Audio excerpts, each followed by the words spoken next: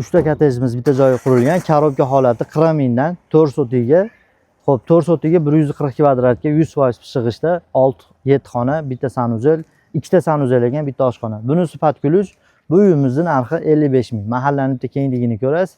Gazi, suvi, sveti muammo yo'q. Shuna kelasiz, yashaysiz. Eshik tagiga bunaqa chiroyli arsalar ham ekib qo'yibdilar, ko'ryapsizlar. Kirishimizga 10 qo'lda bitta mehmonxonamiz. Mehmonxonani kirib ko'rishlaring mumkin. Bu erkaklar uchun mehmonxona, ichkarida ayollar uchun ham mehmonxonamiz bor. Kirib ko'raverasizlar mehmonxonani. Mehmonxonadan chiqqanimizdan keyin mehmonxona ham tuzukkina. Orqasida bitta kladovkaga o'xshagan joy bor, foydalanishingiz mumkin. Zeloniy zona, arsalar ekilgan. Mashinamiz bemalol ikkita mashina kiradi. Perlardan ham yaxshidan qilingan ekan. Bu tomonimiz o'sha aytganimizda 5 xona, ikkita sanuzel, bitta oshxona.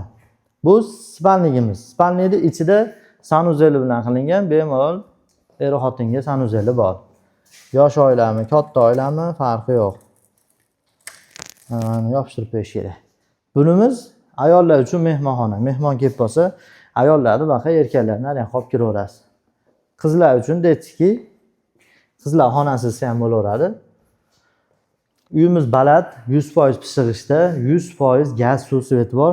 Общий sanuzelimizni kattaligiga bitta e'tibor berib ko'rasizlar. Sanuzelimiz ham juda ham chiroyli, katta. Chiqqanimizdan keyin hol bo'yicha yana detski murskoyga kiramiz. Yosh bolalar, o'g'il bolalar xonasi. O'g'il bolalar xonasi ham chiroyli, kattagina oshxonamiz.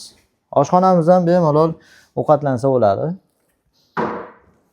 Oshxonadan bitta orqa tomonga chiqib o'zlaring bitta baho berib qo'yinglar. Endi bag'iga zeloniy zona, so'rilar qo'yib bemalol toklar ekib 55 ming. Zarkinda turibmiz. Tashladi, yuqori qishlarda biz past raqamli egalari. Buni oldida ikkita korobka holati bor. Kramindan bu 55 ming.